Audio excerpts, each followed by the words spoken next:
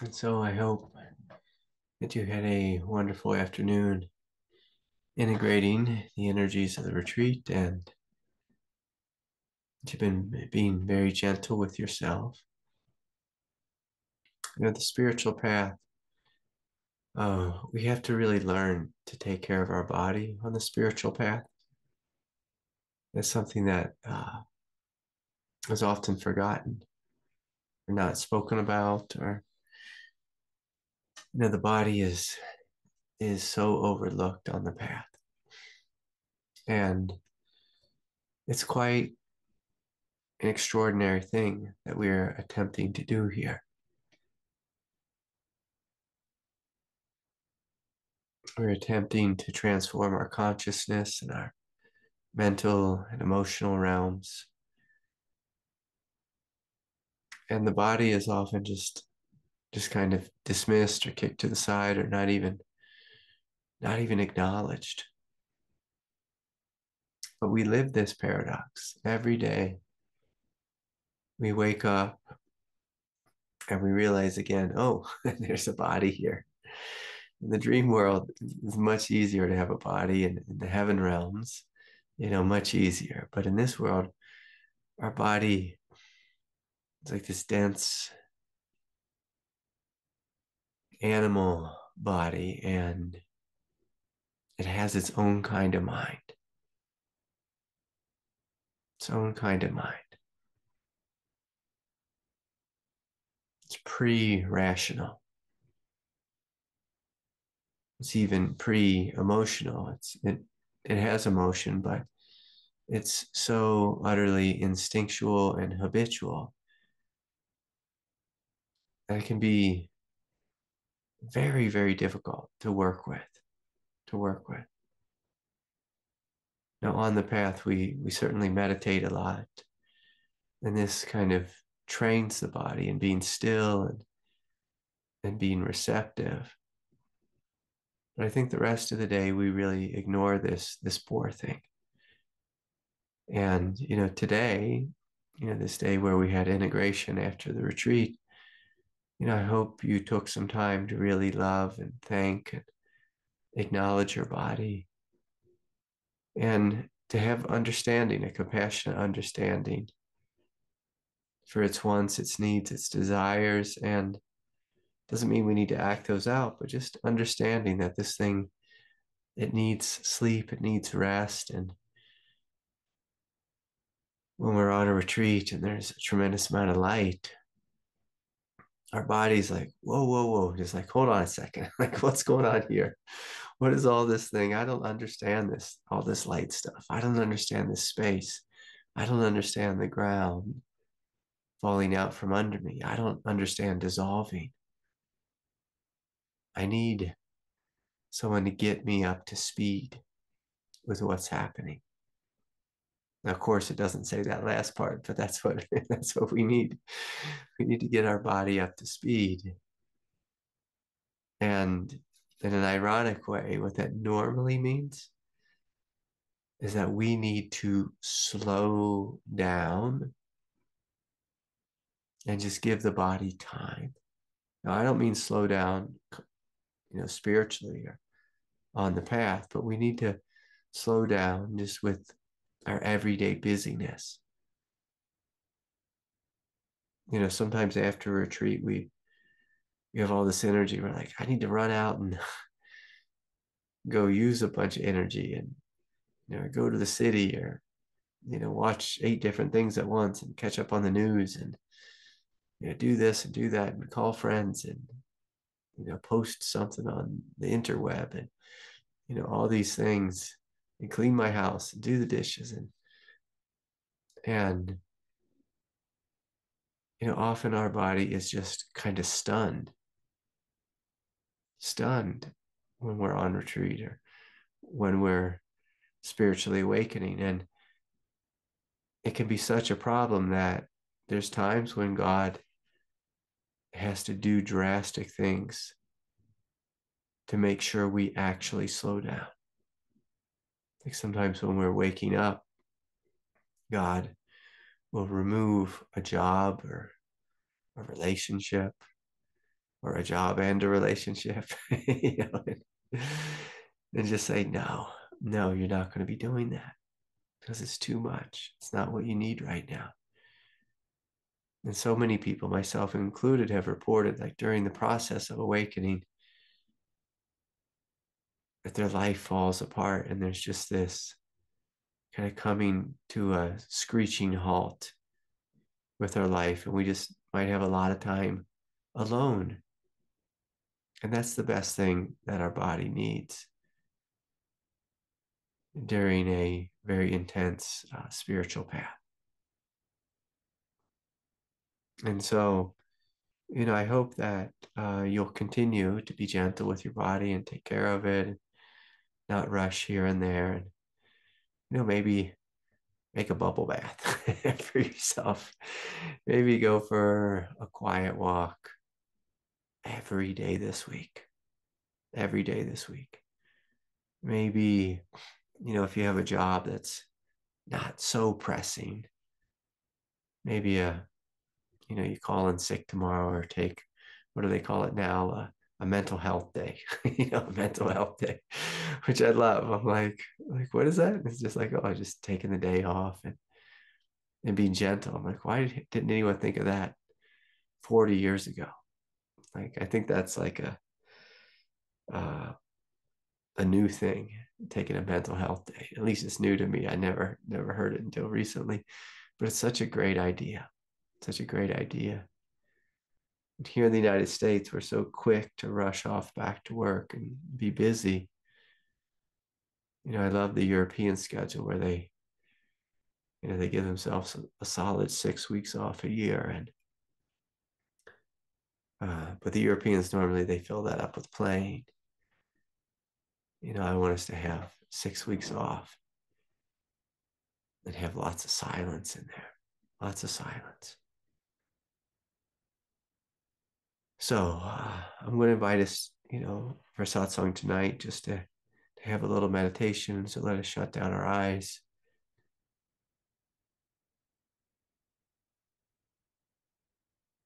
And so we're just winding down from this retreat on the 7 chakras.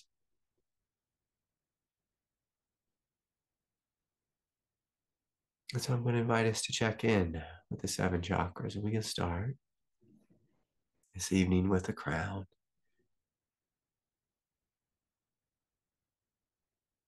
And just noticing right away, is the crown chakra open?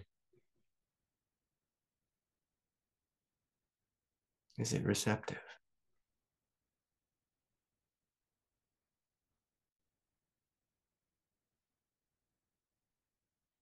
Can you feel, do you feel the radiant nature of the crown? Like the natural state of the crown chakra. It's like a vast radiance. Vast radiance.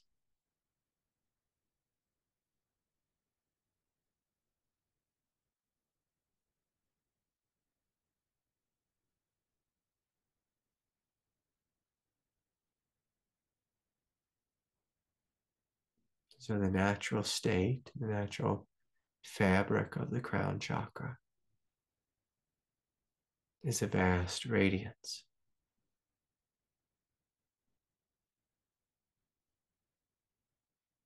And simultaneously, all of the chakras are giant receptors, points of reception in one's consciousness.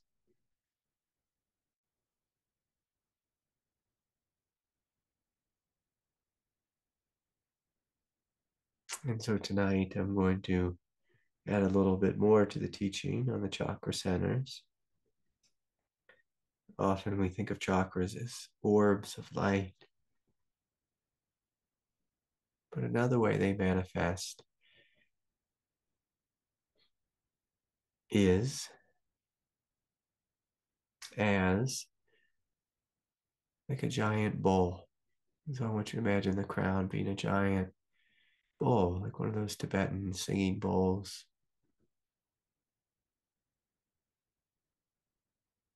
and especially the crown, because the crown, when it's open, starts immediately receiving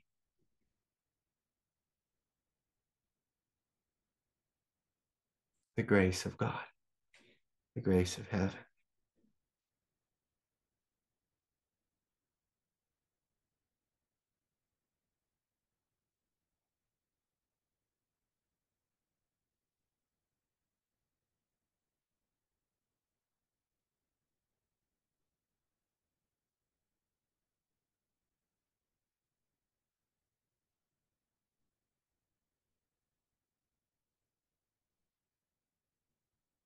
So, yeah, it's really breathing and receiving.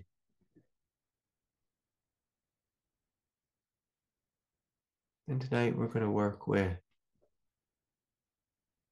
both noticing the original nature of the chakras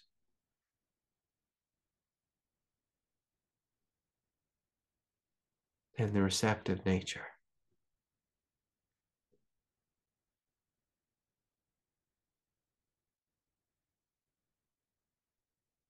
And so, right away, as the crown opens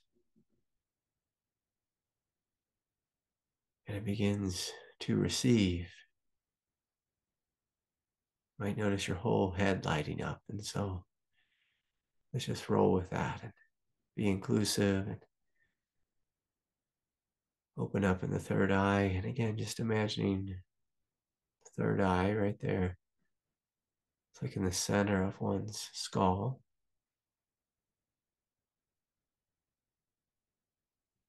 This vast emptiness. And please, like we're not engaging in thought, we're just surrendering all thought. Noticing the spacious radiance that is simply the space of the mind.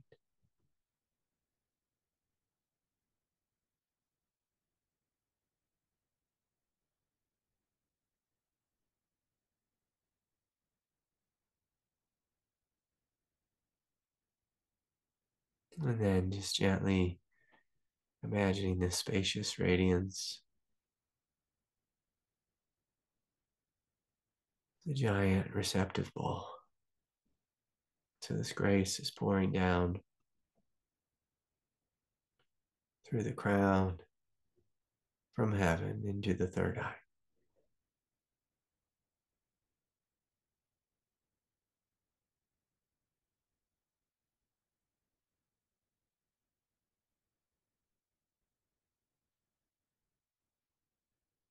And very quickly,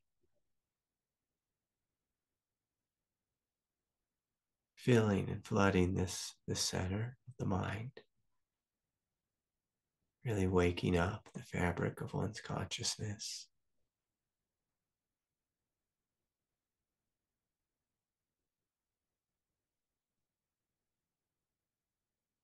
And overflowing and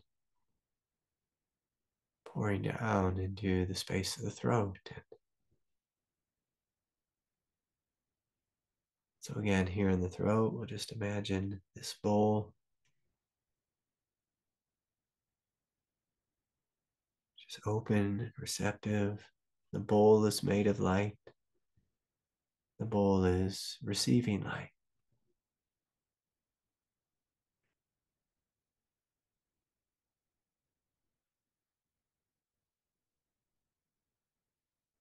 And just noticing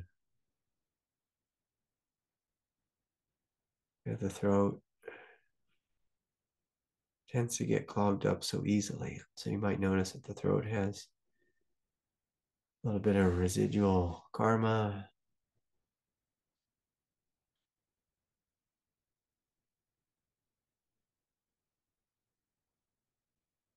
or just congestion, and just allowing that to be burnt up, dissolved, healed,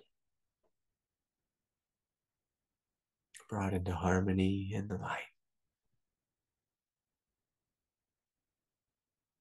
And so that the center of the throat chakra can be unobstructed. And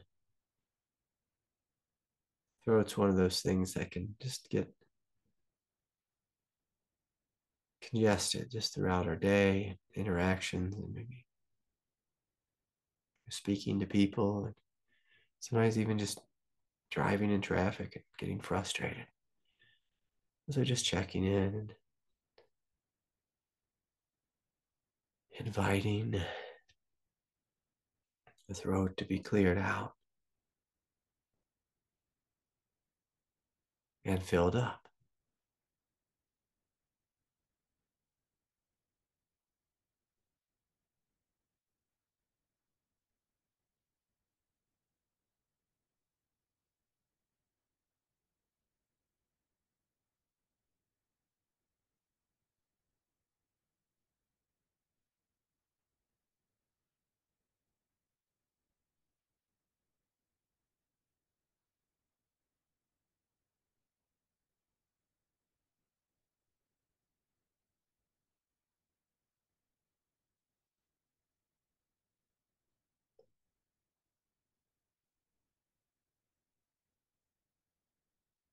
So you may even feel the throat begin to almost like swell up with light.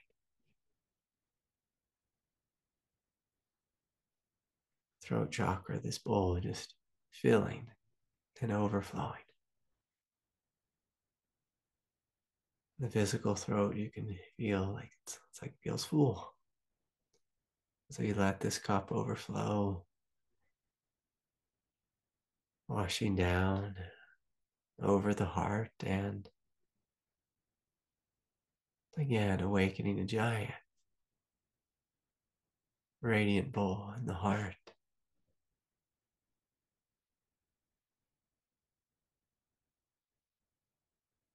I've seen this image of a brilliant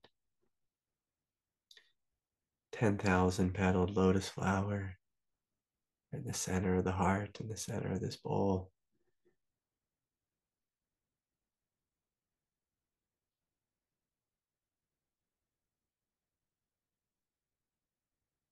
And this bowl filling up with light, bringing a harmony and inviting support for anything unresolved, anything that was unaccomplished during the retreat. Might be some little things that need to still work themselves out. So really inviting this light to flow into this giant bowl with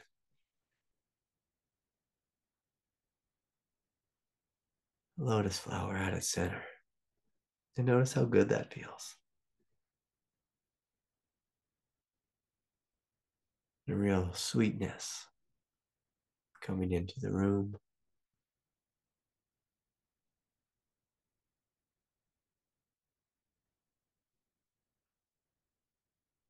A sense that I am good. I am good. Your original nature is good, is pure.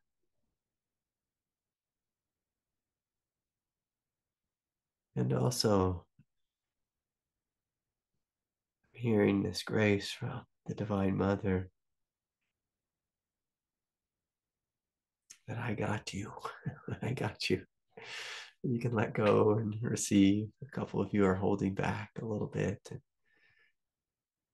sometimes on retreat, we really show up and we really make great effort and strive a little bit. And Divine Mother's just reminding us, hey, I got you. Like, it's okay. You don't have to try so hard. Just receive this gift I'm giving you.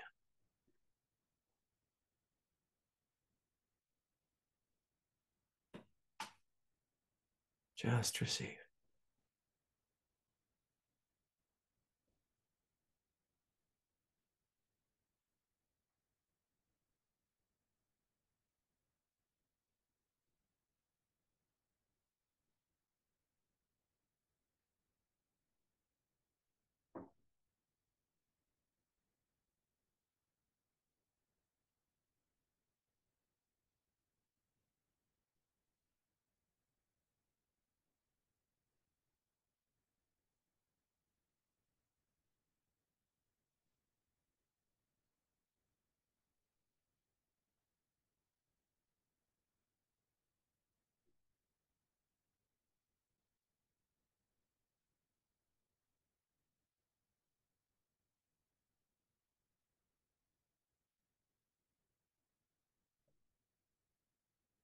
I invite you to open even more fully. So Divine Mother says, I have more for you. I have more for you. I have endless support. And so again, let's plug into that and let her take over the job of integration. We could actually give her our whole life. That's a good way to live, huh? I give you my whole life.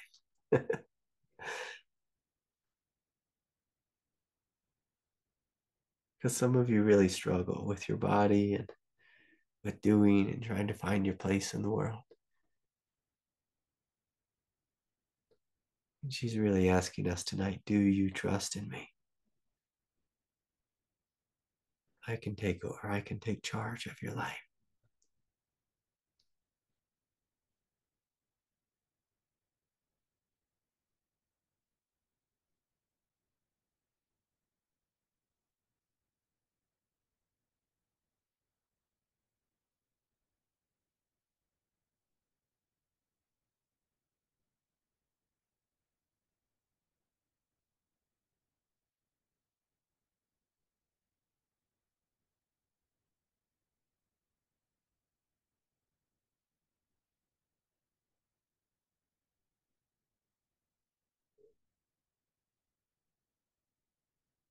Go deep. Yes, I'll trust.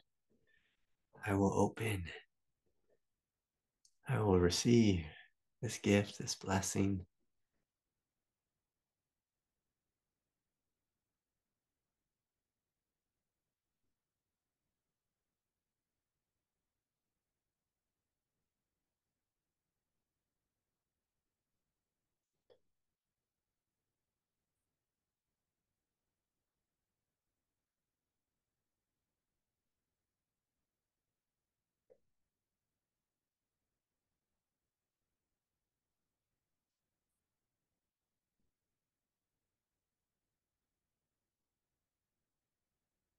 Yeah, really inviting the whole heart, front, the back, above, below, to receive the human heart,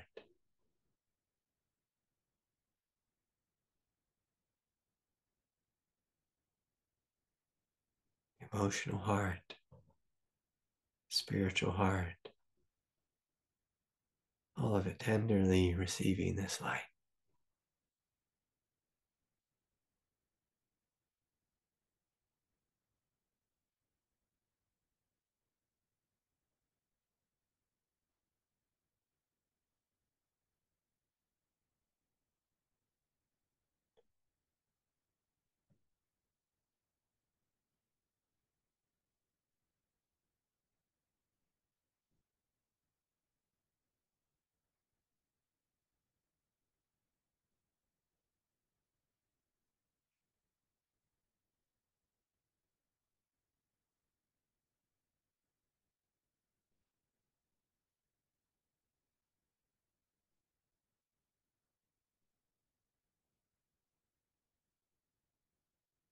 Again, just noticing the heart feeling really full of light and overflowing.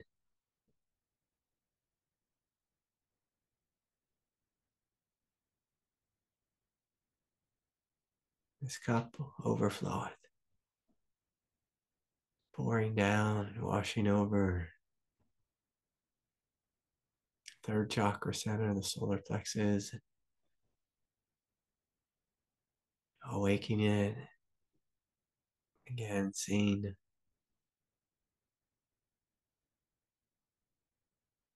like a dark crimson red bowl of light, the third chakra center.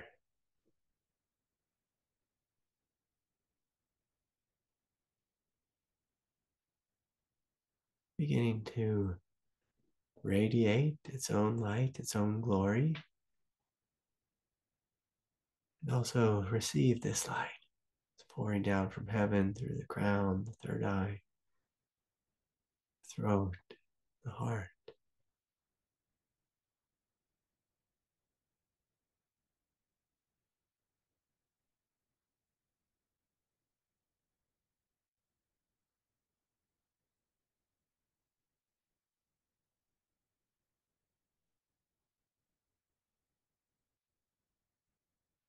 pouring into solar plexus center,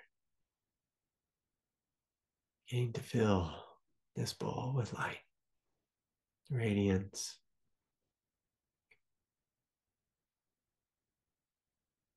bringing a real sense of purification here. So again, sometimes these lower centers, especially the third chakra, gets carried away with doing and efforting, showing up and striving and being a spiritual warrior. Yeah.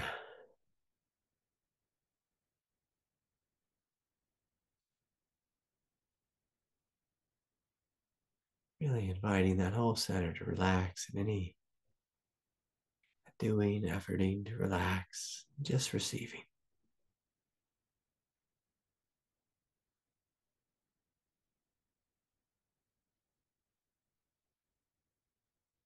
It's gentle flow, just receiving.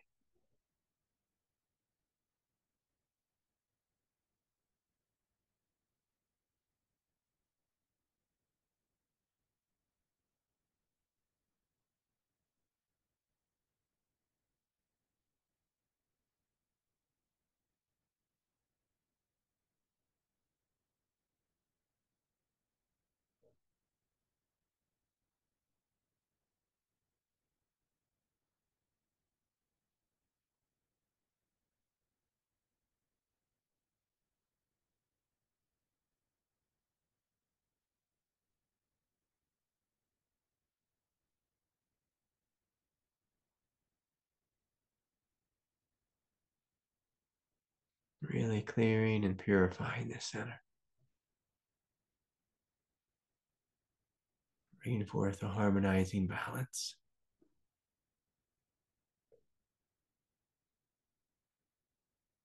So again, this center overflowing with light, feeling a sense of relaxation, the mid body,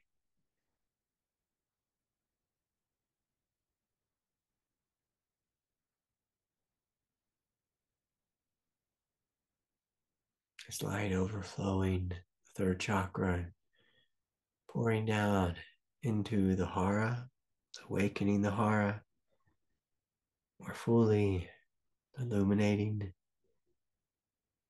bowl of light in the hara.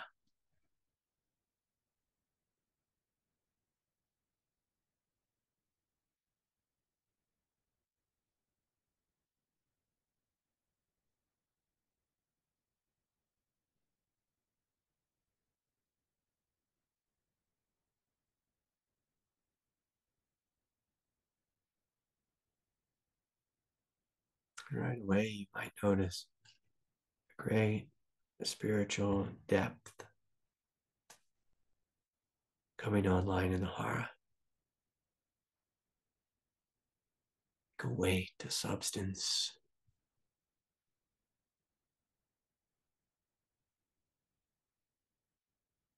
power, and nobility.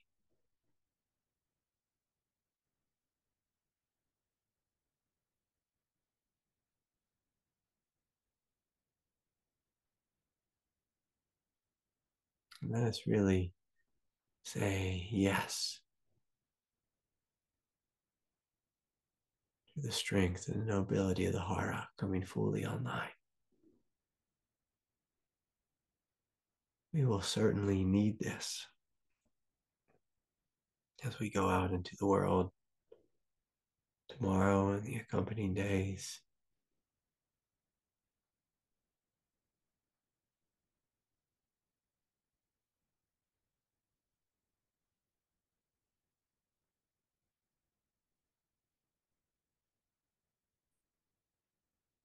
So you notice almost like a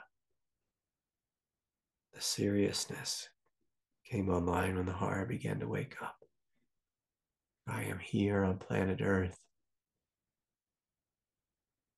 I'm here to awaken, to heal,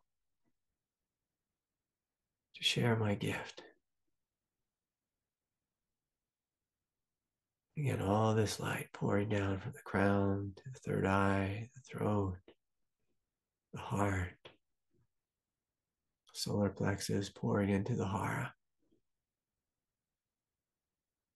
supporting this integration of the divine with the human, this sense of spiritual nobility.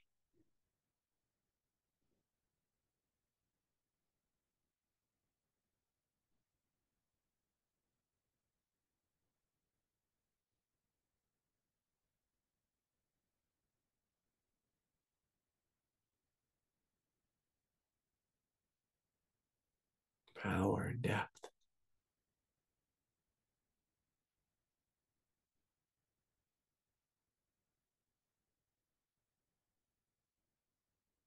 As this light really begins to flood the hara,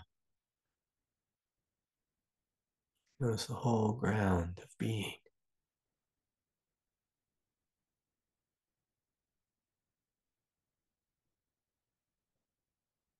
waking up.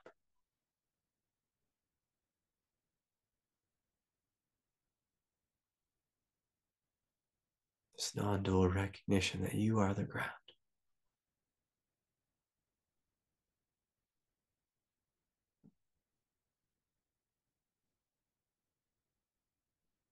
Ground is strong, stable, clear, noble.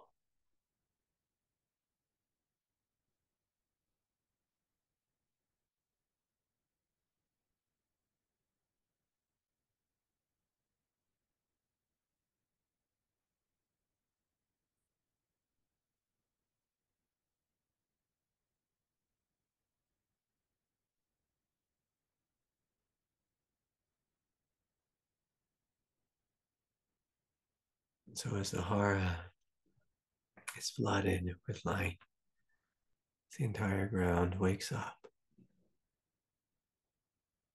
I feel down into the root chakra, and again, just envisioning this bowl, inviting the root to be flooded and cleared out. And these lower chakras can get kind of filled up with old residual egoic activity or ego drives, animal drives. So inviting the root to be cleared out.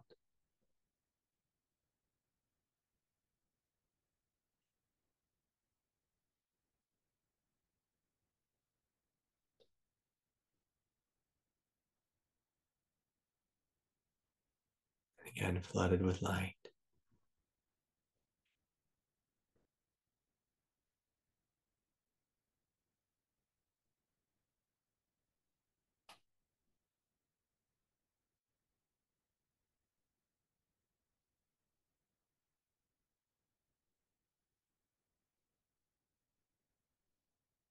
Overflowing with light and seeing this light pouring down,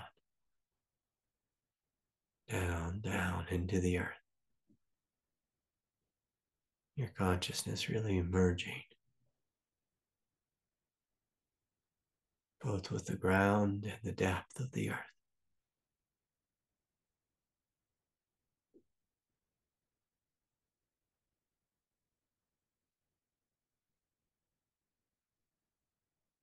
You may notice like a deep silence washing over the body. Again, bringing harmony and balance.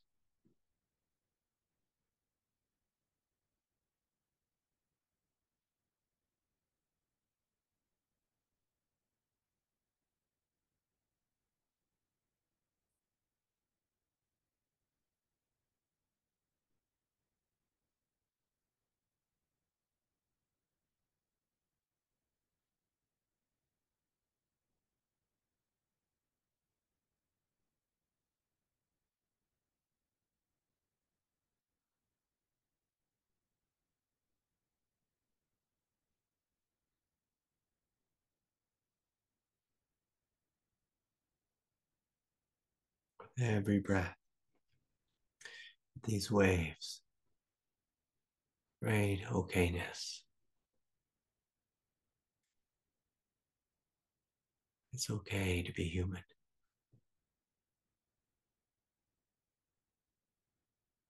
It's okay to grow and evolve. It's okay to make mistakes. It's okay to be divine. It's okay to be the light. It's okay to be the love. It's okay to be this immense peace, space, radiance.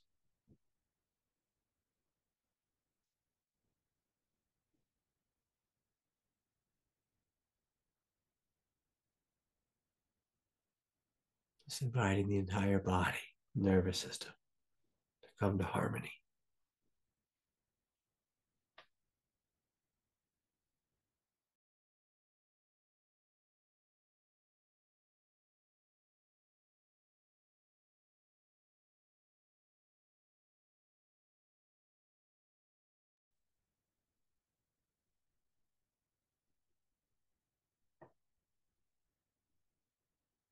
And then finally coming into the heart,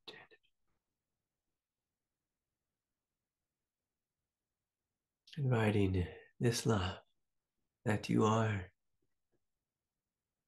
this light of heaven, just shine out, blessing your friends and your family, your community, your country,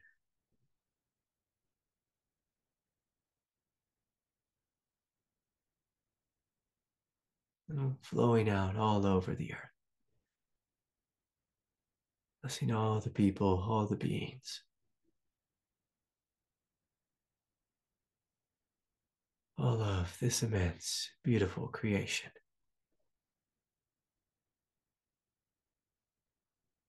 And when you're ready, you can gently open your eyes. And how beautiful to be able to meet in this way, be on retreat with each other. How beautiful. And so I'm just going to respond tonight. I'm going to keep tonight a little bit short. And someone emailed me a question from the retreat, and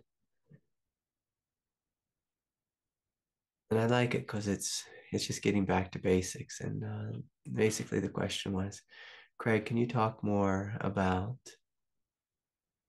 what I said on the retreat, which was it doesn't matter what you think and it doesn't matter how you feel. It matters how you act. Yeah, and on the spiritual path, we really begin to investigate this question of who am I? And we spent this whole retreat really focusing on this recognition of the chakra centers and knowing each of the chakra centers as aspects of your own divine mind. Your own divine mind. My God, I wish the spiritual path was just that easy. You just wake up to your divine mind and you go out and live your life sharing your truth and your beauty with the world. But the problem most of us have, and we've come to realize this on the spiritual path, is that we are given a highly emotional, semi-rational uh, human mind with an animal body. And again, that animal body greatly influences the thoughts that flow through our consciousness. And then we live in a world with lots and lots of people who have the same mind, a very emotional tribal mind. And this is a kind of mind that, like, at this day right now, like, I just turned on the internet to begin teaching, and up pops on the screen something about Iran or Hezbollah, or groups that Iran supports, attacking Israel and bombing it, and of course, Russia and Ukraine. It's just like the United States just flooding the world with weapons. It's just crazy. It's crazy the world we live in. Crazy, crazy. It's just crazy. And here in the US, it's like Democrats and Republicans just hating each other's guts and living in two altered tribal realities and both screaming at each other that they're both liars and no one taking responsibility, no one wanting to, sit together at one table and make peace. And what was that thing in the 60s? Make love, not war. I think in the whatever, I don't know what to call it. We're not the 2000s, we're the 2024s. Make peace, not war. Make peace, not division. It's just insane. It's so insane. It's so insane. Everyone's so righteous. And so, and people, sometimes they criticize me. Like, Craig, you're always talking about politics. I'm talking about humans' divided mind, the dualistic nature of the thinking mind, the dualistic nature. And I can remember like one of my greatest struggles on the path was I was a young fella and, I just had a question. And you could fill in the blank with, like, the options, but it was, should I do this or should I do that? Should I do this or should I do that? Should I do this or should I do that? I struggled with that thing, whatever that thing was. It had to do with some relationship, I was in. And, it was basically is that Clash song. Should I stay or should I go? Should I stay or should I go? Should I stay or should I go? And I was just divided. I was divided inside of my mind, struggled with this question for like 8 years, 8 years of my life, struggling with this question. And I'd leave and then I'd come back, or I'd be kicked out. And then, she'd ask me to come back. I'd just be like, should I stay or should I go? Should I stay or should I go? And it's just insanity. It's just the dualistic nature of our human mind. And if you ever like just pose a question to your mind, often it'll come up with two solutions. It'll say it's either this or it's that. It's either this or it's that. And I was actually heartbroken that I saw, when I turned on the news that RFK dropped out. And, I don't care what you think about RFK. I loved him and I thought he was someone who stood for the truth and really fought for the truth. But he just said this. He said this funny thing. He said, it's not funny, it's tragic. He said, just basically his party, like he was a Democrat, made it so hard and corporate media censored him so much in the Silicon Valley platforms, just censored him over and over again. It made it impossible for him, impossible just to get any airtime and to run a legitimate campaign. And he said, like, look, I'm throwing in the towel. Like, I don't know how to fight with this two-party system. He tried to be a part of his own party and he had to create a independent party. But anyways, I know a lot of people hate RFK and because what the media said about him. And he has some stances that are pretty different than the norm. But anyways, he tried to do a third way. And it would have been healing for our country to have a third option, just to break up the monotony of, right versus left. Richard Rohr used to give, Richard Rohr, the Catholic priest, used to give these great talks on how healing it would be for our country to have a third party. And again, I don't care if you agree with what that third party is, but just a third party, because what happens when we have three parties or three people, It's like we have to figure out a way to accommodate. We have to figure out a way to listen. We have to figure out a way to come to the table, to come to the table. And it breaks up the dualistic nature of the human mind, right or left, good or bad, good versus evil, truth versus falsehood. And it's just like Jung did such an excellent job with this because Jung didn't see it as a fight of good versus evil. He said, if you want to be the light, you have to embrace the darkness. See, that's like, oh, what is that view? I can't just be the light, or I can't just be in my ego. And he's like, no, like you can't pull it off. You can't pull it off just being all dark or all light. Like no one can do that. We are multidimensional beings, and we need a third way. It's one of the first teachings that I gave. First teachings that I ever gave. One of my first blog posts was just this: the third way. The third way. Just another option. Another option. And please, I don't want to get a bunch of emails from people telling me RFK is a lunatic. Like, if you just sit down and listen, you might think something different. If you listen to anyone deeply, you might realize, oh, your initial judgments were not the truth. Were not the truth.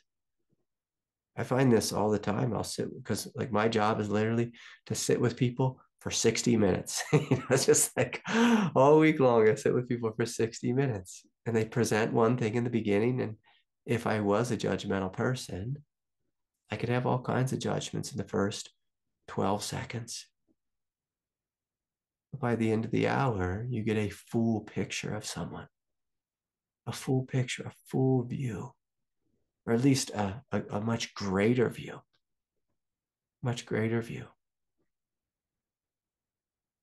And so this question comes in from Danny, and he said, well, it doesn't matter what you think. And what we think, most of what we think, I'll say something, and I don't want this to be hurtful, but most of what we think is false. Like, how about that? Like, how about that as a spiritual teaching? Most of what we think, most of the thoughts that go through our mind are lies, are just absolute lies. And if we really consider that, that's like a wild realization to know that all day long, this mind is lying to me. Like I even had a funny experience today where my mind lied to me. I was uh, way up in the mountains today, like really high up there. After the retreat, I just ran off in the mountain, me and my little girl, and we just got way up there. And a big storm rolled in. I got kind of caught in the storm, and we got a little bit wet. And it's just silly, but my body got hungry, and my body, just started saying like, I need to eat, I need sugar, I need to eat.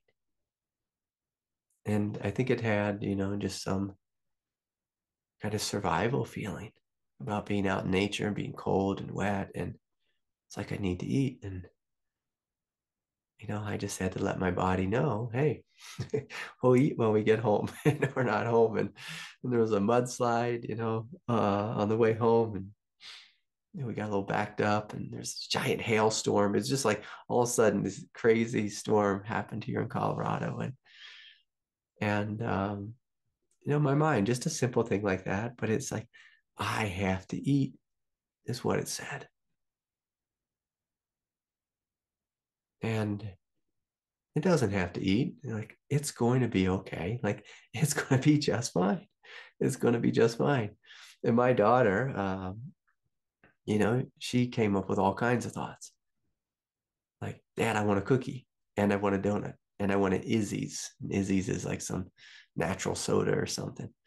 And like she's not getting she got the Izzy is what she got, but she's not getting a donut. We don't eat donuts in this household, but she's just listing off all the treats. But like when I bought her the Izzy, she wanted the Izzy, and then she wanted like 6 different candy bars. And I think it's just one of those things that happens when you deprive your children of candy. They just want it all. They want it all. But it's just silly examples of how our mind lies to us all day long. It's like, I need, and it comes with a feeling that it needs it right now, right now, right now, right now.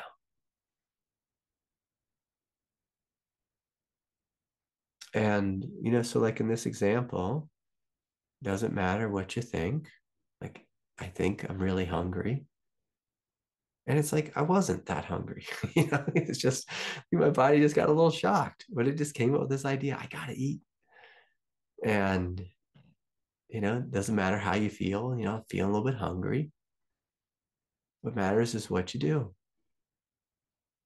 And, I drove home very calmly in like this massive hailstorm. And where I was driving through, if any of you know, like I was in forest fire country. So I was like driving through an old forest fire. And when there's big rainstorms in the mountains with a recent forest fire, there's mudslides. And so the road, uh, just got just like covered in mud and rocks and trees and, and all kinds of stuff. And there was a fellow behind me who was, like just in so much rage because, you couldn't drive fast. Like he had to wait and he was freaking out and he was, riding my butt and, in the car and, tailgating and doing all this stuff and weaving in and out and trying to pass all the cars. And then the car in front of me, it was like one of those teeny little cars. Um, uh, it got all the way covered in mud, like all of its windows were just like absolutely covered in mud and rain and just um, I don't know if anyone's ever had this experience before, but like if you imagine if your car is just dipped in mud, it's like you can't see anything. And it's a terrifying thing because like you're still going forward. And so this guy in front of me, he didn't know what to do. The guy behind me wanted to run me off the road and pass, but he couldn't pass because the road was unpassable. And so again, as human beings, we have all kinds of feelings. Sometimes we get behind the wheel and we want to kill the person in front of us. But as a spiritual being, we're not going to do that. As a rational human being, we're not going to do that. But all day long, we think things that aren't true. I've had so many people report to me that they sit down on the couch and eat a whole bag of potato chips or a whole bag of cookies. And their mind is just saying like more, more, more. Their body's saying more, more, more. Well, what matters is what you do. You tell yourself no from a place of being awake. It's like how many of us struggle with addiction? I don't care what the addiction is, whether it's the phone or the Instagram or candy bars. Or some of us are addicted to being right. Addicted to being right. Some people might feel that they need to email me after the session and tell me the list of things wrong with, Bobby Kennedy. It's just like give me a break. Give me a break. People get so carried away with righteousness, so carried away with the need to correct, the need to fix. I can remember a couple came to me and they argued about how towels were folded.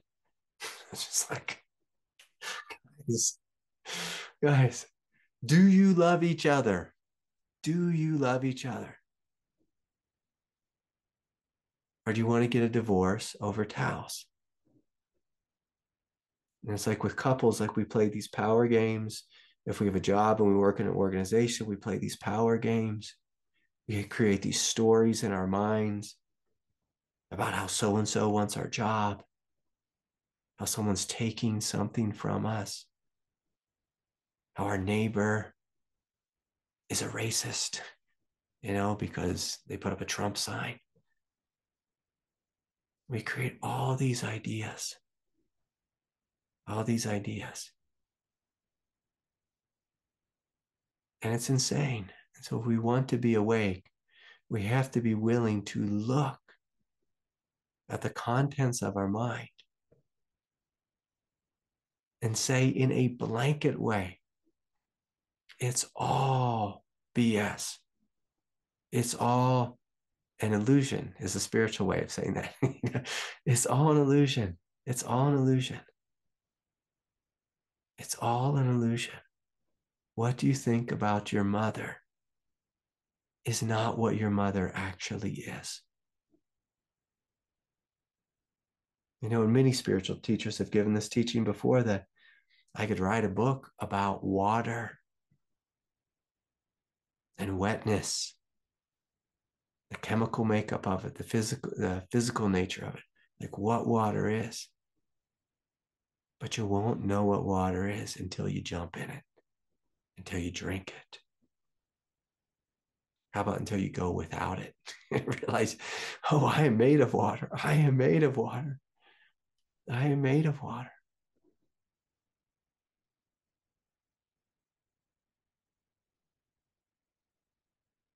And so the most trouble we get in on planet Earth is from believing our own thoughts that are not the truth of reality. The most trouble we get is through believing our own thoughts, believing our own feelings. And let me be clear here, from a psychological orientation, it's very important to validate your feelings. That actually helps them to release quickly. And isn't that a funny magic trick? When you validate your overwhelming, scared, frightened, fearful, angry, rageful, vengeful feelings,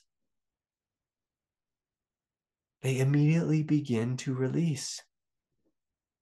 And as they release, like as they are leaving your consciousness, you might look and say, oh, I was feeling this thing, and now this thing is gone.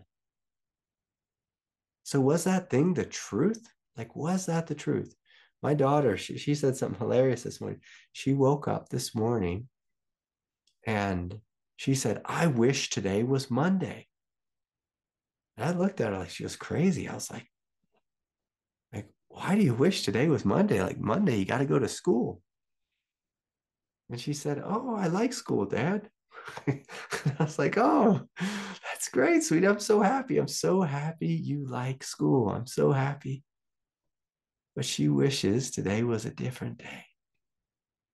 And then later today, after she experienced today, the realness of today, after she gave today a chance,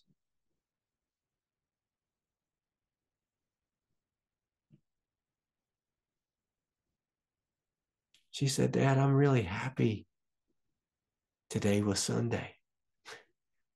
I was really happy we got to do this. I'm really happy. And see, that's the truth, the lived truth. But for one to realize the truth, oftentimes we have to learn to dismiss all the things that float through our mind, all those thoughts. Because our thoughts, if you ever look at them, they're not your thoughts. They're not yours. It's like, where do any of these thoughts come from? Where do these thoughts come from?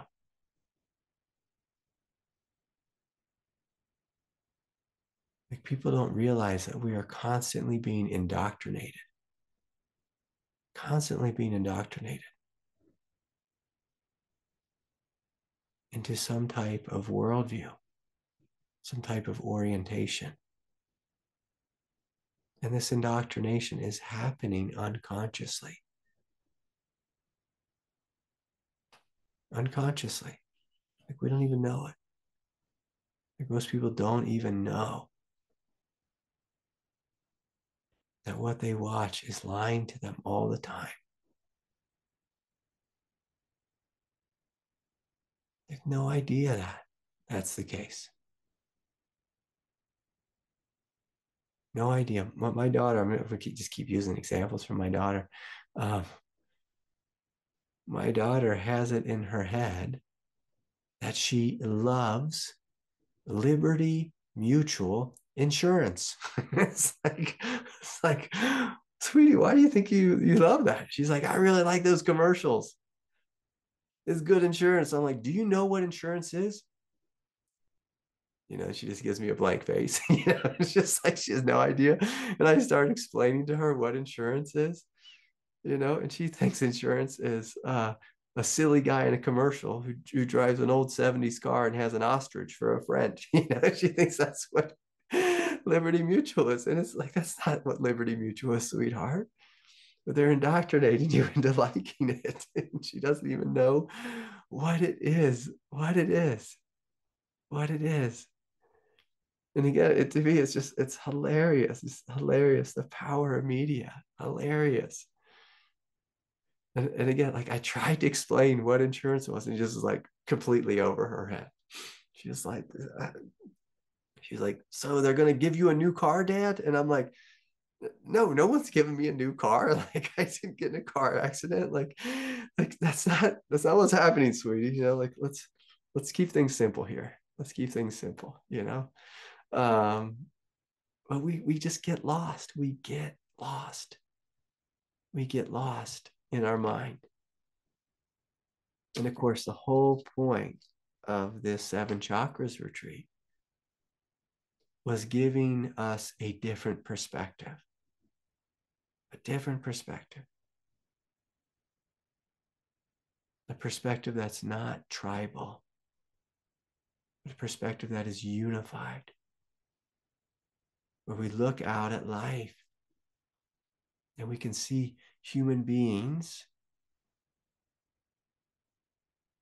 as divine beings in this unifying oneness. We see our neighbor is not the enemy.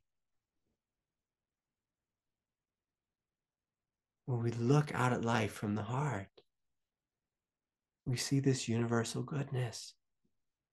When we look out at life from the hara, we realize that this ground is a good, safe world.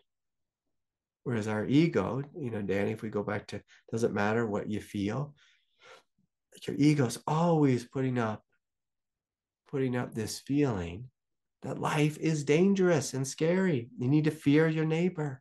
You need to fear them. You need to fear this. You need to fear that. You need to fear the people on the other side of the political party. You need to fear people you don't know. You need to fear migrants or immigrants. You need to fear refugees. You need to fear, I had someone in the Sangha come and stay with me once, and he spent the whole time telling me I needed to fear people in California. And I was just like, man, I love California. Like, I love it. I love California. It's an incredible state. I don't want to go into California's politics, but I love California. I love California. If you ask me, do I want, their high taxes? I'd say no, but it's a beautiful state. It has the redwoods, it has the oceans, it has the most beautiful coastline, maybe in the world. It has sandy beaches, it has cliffs, it has Big Sur. It has great forests, it has deserts, big blue skies, it's got perfect weather. It's got forest fires. It has so much. Like, I love California. He just kept telling me just all these terrible things because he listened to Fox News, and Fox News hates California and hates New York. And again, like, I love New York. I love New York. One of the reasons New York is so beautiful is because of my favorite Bobby Kennedy. He worked hard to clean up the rivers in New York. Like, that whole upstate New York has so many beautiful rivers and parks. And he fought to clean up, get rid of all those terrible factories that were polluting all those rivers in upstate New York and dumping all the chemicals. He fought to clean that place up. And I love New York. It's beautiful. And I love New York City for a couple days. For a couple days is all I can handle. New York City. But again, our minds just get filled with nonsense. Nonsense. Filled with nonsense. Filled with nonsense. And the mistake most humans make is they take the nonsense not only to be the truth, but to be their identity. To be their identity. The people in Israel say, I'm Israeli. The people in Iran say, I'm Iranian. And therefore I have to hate the Jews, and Jews have to hate and fight against it. It's just like insane, insane. Russia and Ukraine is a very confused situation, because it's like a lot of Ukrainians are Russians and a lot of Russians are Ukrainians. And I think the people who are fighting that war are really confused. Are really confused. But their government leaders, have some kind of agenda that we need to fight, and they rally everyone into insanity. And insanity. And Ukraine has lost a generation of men because of people's insane thoughts and ideologies.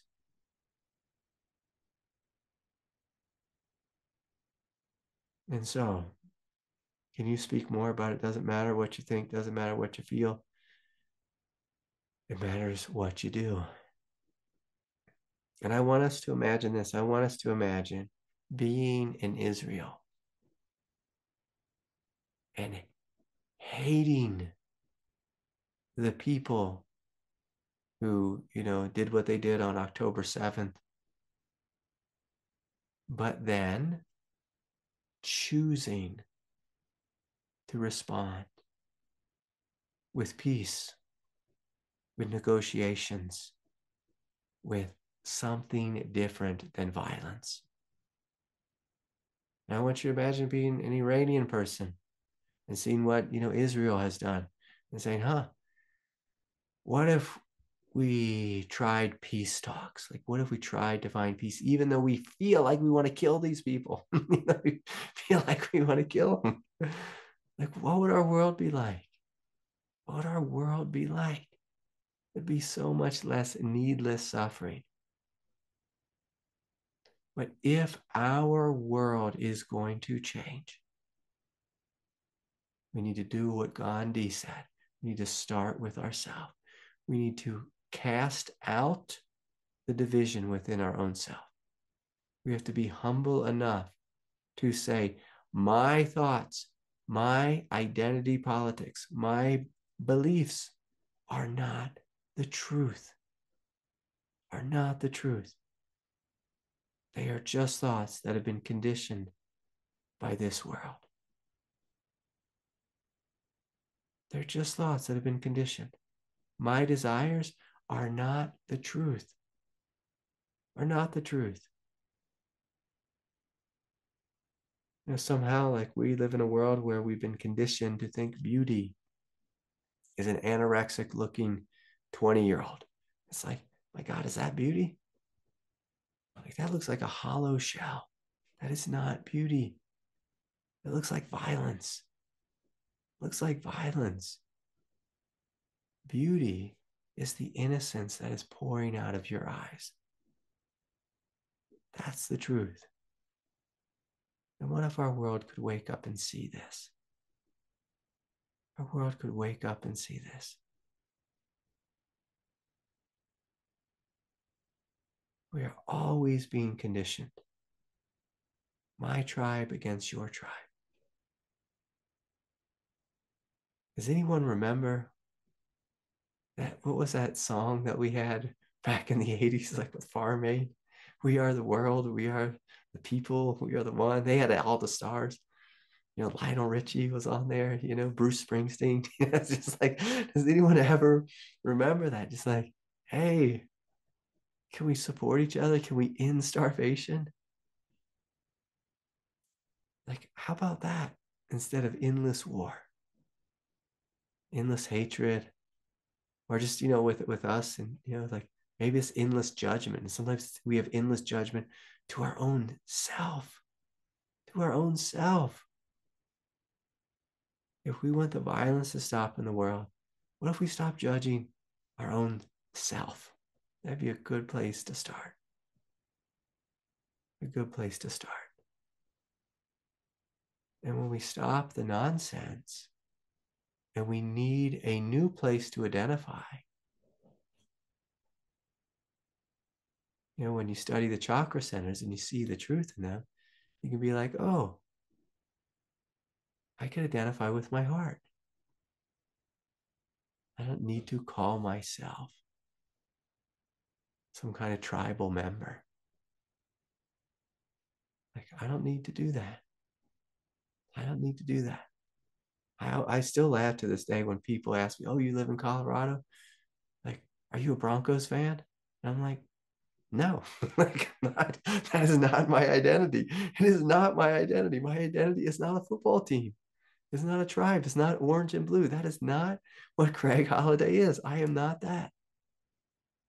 I am not that. And I am not a blue person and I am not a red person. I am a person, a being of light.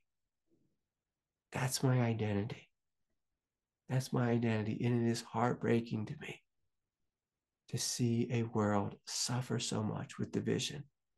It's a primary disease of human consciousness, is division. And what if we just put the division down? Put it down.